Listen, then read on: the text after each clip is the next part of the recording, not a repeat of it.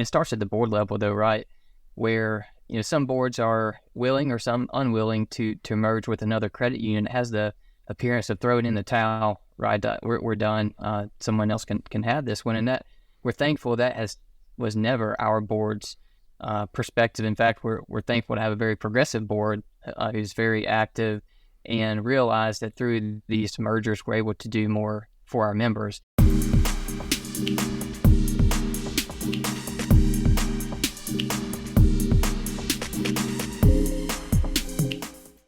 Growth through mergers isn't uncommon in financial services. However, for nonprofit credit unions, this strategy of growth presents its own unique challenges. Here to talk to us about that today is Geri Hopkins, the COO, and Brett Fisher, the CFO of Skyla Credit Union. Headquartered in Charlotte, North Carolina, the $1.5 billion credit union originally started as the Charlotte City Employees Credit Union in 1962 and has grown pretty consistently both through organic and merger activities, recently changing their name to Skyla in 2022. Brett, Geri, thank you for being with us today. Glad to be here. Thanks for having us. Absolutely. Thank you, Rich. So there's been a very long history of growth in your approach to growth, but that has since really recently more accelerated with some fairly larger mergers that you've done. Why don't you tell us a little bit about that and maybe what's unique about your approach and or really the size and scale of it, which was unprecedented? You're spot on, Rich. Skyla has gone through 2 mergers of recent, both due to strategic reasons to expand our presence in the marketplace and generate scale. But our foundation for growth is longstanding, based off of Charlotte Metro's treasured past in the Charlotte, North Carolina area. We did pride ourselves on strong organic growth, but despite efforts to grow, we knew we needed more scale. In today's competitive and increasingly harder regulatory environment, we knew we needed to accelerate our position. Our leaders at the time did want to seek out partnering credit unions that thought like us, that we believed first and foremost was a cultural fit, believing that's the first box to check as we look at merger partners. And that first journey began in 2021 as we merged with Premier Credit Union, but still branded under the name Charlotte Metro.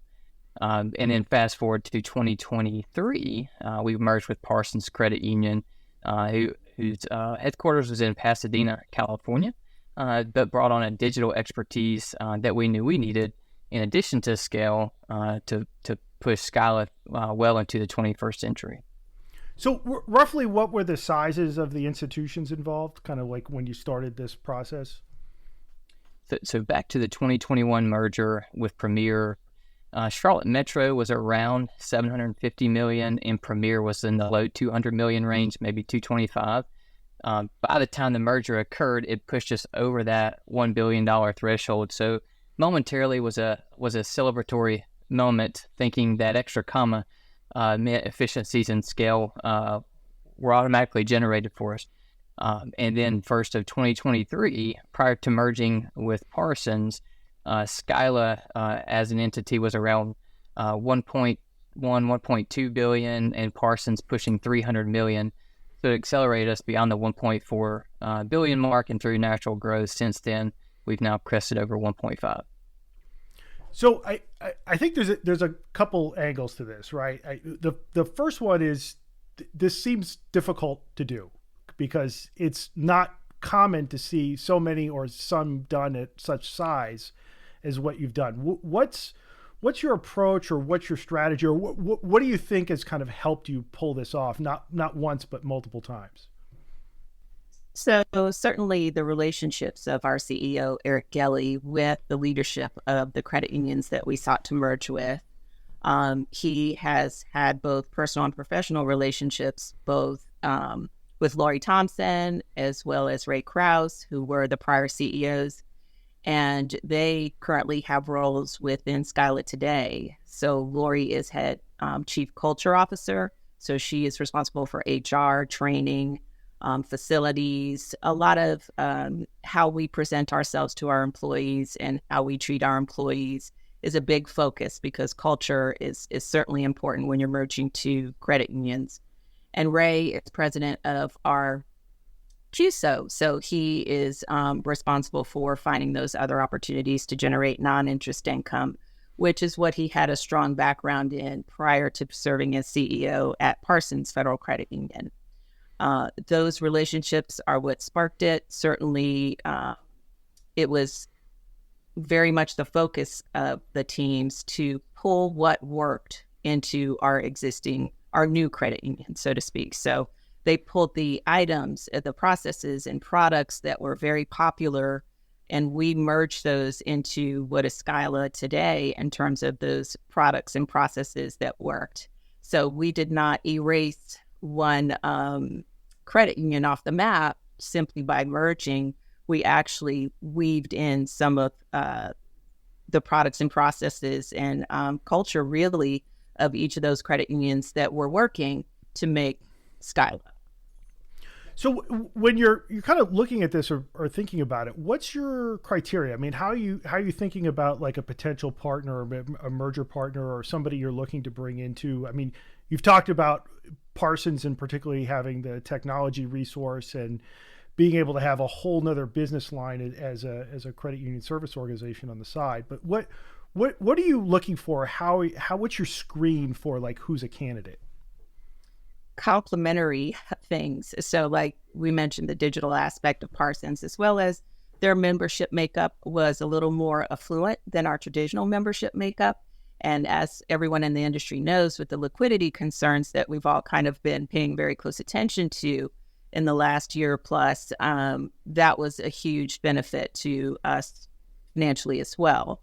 With Premier, they definitely lent deeper, meaning more of the CD&E category outside from the traditional Charlotte Metro Credit Union. And as a credit union, we want to continue to do that. So we were able to weave those processes into us in terms of what we look at going forward. And I'll let Brett add to this as well. It's something that can complement what our needs are today. Certainly, it has been what internally we have conversations about ideal merger partners and what those look like. And core is important to us. So certainly if they're on our core, that's going to be a much easier, or I should say smoother transition for staff as well as systems. If they are on our core existing, if they're contiguous to our market, if they have, like I said, if they have certain products and services that fit something that we don't offer today or can enhance what we offer today, that is what we're looking for, as well as the cultural fit. So that's first and foremost. If their philosophy on things varies drastically from how we do things, then we have and can and will say we want to pass. So things like alignment from philosophy and like how they approach the business of being a credit union, that's more of a disqualifier than necessarily something that's going to attract you towards them. Okay. So talk a little bit about like how you do this. I guess some kind of portfolio analysis of saying, here's kind of what we're looking for. Like how are you ranking that, or how are you thinking about what's important, or what's going to make one particular potential partner more attractive than another? Okay. I'll take this one, Rich. And even before we ask that question, it starts at the board level though, right? Where some boards are willing or some unwilling to merge with another credit union. It has the appearance of throwing in the towel, right? We're done. Someone else can have this one, and that we're thankful that was never our board's perspective. In fact, we're thankful to have a very progressive board who's very active and realize that through these mergers we're able to do more for our members. And I think that's step one with any future potential merger partner. There has to be that consistent train of thought and that progressive train of thought at the board level before we can ever take a peek under the hood at the financials. I will say though, if a name is mentioned, we're going to look under the hood before that conversation is had. And what we found is really so much depends on the rate environment. As we've undergone such a volatile change and a rapid increase in our rate environment, we find that has a material impact on merger valuations. So even though one balance sheet may have one appearance as filed through our regulators, once you go through the motions and kind of triangulate the value of that balance sheet based on the market that we're in, it can have a drastically different perception. So it's not a service view that tells you everything. You certainly have to do a deep dive, kind of get into the numbers to make sure it does have that financial fit. Certainly, as Geri mentioned, it's more of a product or a service and or most importantly, a cultural fit ever before it's a financial fit. Those things matter much longer term. The financial impact is just a one-day event. Merging the culture, the people, and the board, it takes a lot longer. And you have to sell these mergers to our membership, right? We have to make sure we very clearly outline the benefits that our members are going to receive and prove that to them. Because, as many in our industry know, our members love their credit unions, and they certainly are not so enthusiastic about change at times, but they trust us. And if all teams involved believe in the merger itself and what we're trying to accomplish, they can relay that to their members who trust them, and we can move it forward in a positive way and usually offer many more products and services and benefits to those members as a result of that. And they ultimately can vote with their feet, right? I mean, that's always going to be the case. Yeah. Talk a little bit about how much of this are you doing yourself or organically, and how much are you relying on advisors or vendors to kind of help you with from that standpoint? So I would say it's primarily organic. Now, we have been approached by industry partners with credit unions that they know who, because of their CEO retiring or the board desire, have approached us or put the name out there that they are interested in merger partners. And sometimes, those are brought to our attention. But no, we have internal conversations about how certain credit unions that we think would be potentially a good fit based on how we perceive their culture and their products and services that perhaps we don't have. But it's something that is always in our mind, but we are not discussing every single day. So we certainly don't believe mergers are the only growth strategy, right? We want our organic growth. We want to grow our members and our loans organically. Mergers just help build that footprint as well as help further improve our scale. So, I mean, one of the bigger, I guess, risks or concerns around executing something like this at this size is how much this is a potential distraction to your day-to-day business. How do you manage that, or how do you think about it as far as, how much your headcount is like dedicated to like getting this done and going through the transition and things like that? Like, what are some of the things you've learned from that? Oh gosh. So yeah, I'll tell you my part from an operational side, and then I'll let Brett chime in. It is additional work for everyone. There is no sugarcoating that at all. I think planning is critical, and with the experience that we've gained from these mergers, having a very well-established, well-thought-out, clear project plan, along with project managers that are dedicated to keeping us all on task with all of the particulars involved in a merger. Certainly leaving enough room with our IT folks to be able to accomplish what needs to be accomplished, because so much of it, of course, is data and system-driven training. It touches every single part of the credit union. And I think our staff, as well as those who've merged with us, have come to the understanding that it is like having a second job oftentimes, and you have to staff up for it for sure. So there are a lot of internal projects that do have to take a backseat during a big merger, and a lot of decisions around contracts and certain initiatives you have to postpone until, you've merged your credit unions and can decide, no, you don't want to make this system change here because you're going to have to merge this data here, and you don't want that to mess up the merged data. And there are so many different steps to making sure that process is clear from an operational standpoint, but it is tough on everyone. And I'll let Brett speak to some of the financial side of things. Well, and we've said it internally, mergers are disruptive in that they take you away from doing other functions. We coach and lead through a strengths-based program internally, and a lot of us are learners by nature in one of the Gallup strengths categories. So as we go through mergers, we're learning constantly, how can we do it better? The first one we approached with external assistance, but as we thought through the second one, how can we do it better?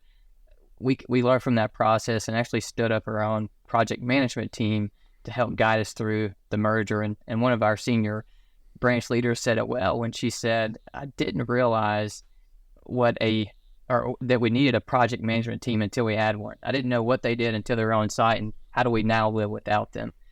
So we've leveraged those resources gained via the merger process, and now we use it to further additional initiatives such as moving digital banking platforms or offering member loans and services through more efficient technologically based means. So we've grown, we've learned through each one. So that's an interesting point there, that, you know, you've built this competence around, for lack of a better term, change management, right? Because it touches a lot of different areas for what you're doing. How well has that worked to kind of, instead of saying we're going to be like Cisco in the late 90s, that it's just acquisition, to say, no, you're going to do this, and then we're going to take the skills and kind of that muscle we learned from change management and apply it to other parts of the business. How has that worked out for you? Has that been like a net positive, I guess, as a question, or is it all the cost of pursuing a strategy like this? No, it's absolutely a net positive because, like Brett mentioned, you know, we also had a digital banking conversion. We are in the middle of a project tied to our new account opening. So we're partnering with Clutch to make the account opening process for potential members, much more secure, more fraud tools, as well as quicker and easier. And having that project manager and knowing the people that you've, because it's really anything that touches your system from an account opening standpoint, you're going to use a lot of the same folks in those projects that you needed for that merger. And we already know, you get to know everyone, their skill set, you learn how to approach it, you know what questions to ask, you learn what questions to ask, all those things that just the experience of participating in a merger project give you with every other project. And yes, we've kept our project management and have added to that team, and they have been invaluable in terms of certainly keeping us on course with the major projects we've had on deck. So as far as like making that transition, when are you done, I guess is the question, right? I mean, I know the answer is never, but when do you kind of declare victory on the whole process and say, okay, we are now one organization and let's move forward? Are there signals? Are there things that you look for from a leadership standpoint, or like technical milestones that you kind of use for that? Geri, I can certainly take this one. I think there's small wins you celebrate along the way. The member vote kind of being the first. But for us, we have also had to navigate the mergers with different legal day one and operational day one. So legally we were one, operationally we were separate. But you celebrate the legal day one, and you really throw a party after operational day one, because there's so much work to get to that day, and the farther apart those two are, the more difficult it becomes. So we have learned to try to most closely align those days, if not make them the same day, if at all possible. Beyond those days, Rich, it's very rewarding to sit back and hear your team no longer say that's how we used to do it. When they make no further reference to the past, when they only talk about how are we going to improve what we do today. And what we did in the past, we do cherish. All three credit unions forming our foundation have very cherished histories. But when you have a team of leaders sitting around a table and there's no further reference to how we used to do it or the old names, and it's just us as a family today trying to improve our members' lives, and we talk about the future, that's when you start to deep down celebrate. It's not an outward celebration like those other big days getting you through the merger, but it's all right. We're doing something right at that point. So you've pulled off two of these in the past, what, roughly 3 years, rather sizable ones. Is this the end of the road for this, or is this something that you're still considering going forward? I would say for the right partner, we're absolutely considering going forward. We certainly, like I said, keep our eyes and ears open for opportunities. Whereas internally, we are certainly focused on organic growth, and we will continue to do so. Growth for good, as we like to call it here at Skyla. But we are always open to the right partner and keep our eyes and ears open for those opportunities as well. So that being said, what I think you're saying is this is not something you're actively pursuing. However, if the right opportunity presented itself, if you were to come across the right opportunity, as opposed to, yeah, no, we're going to be a 5 billion organization in 5 years. Like, you don't have any kind of like grand goals. Okay. Being a certain size has never been a driver for our management team. We call it growth for good. So growth that benefits us and our membership, and helps us grow our bottom line, as well as the products and services we can offer, not just to be big, because that's not always a good thing either. Well, this is a fascinating story, and thank you very much for coming on and sharing with it. If anybody's interested in learning more about you or your process, or just about Skyla in general, where can they go?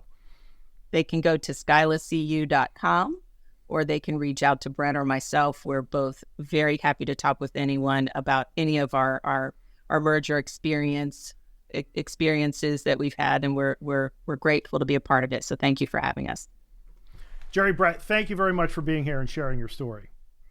Thank you, Rich.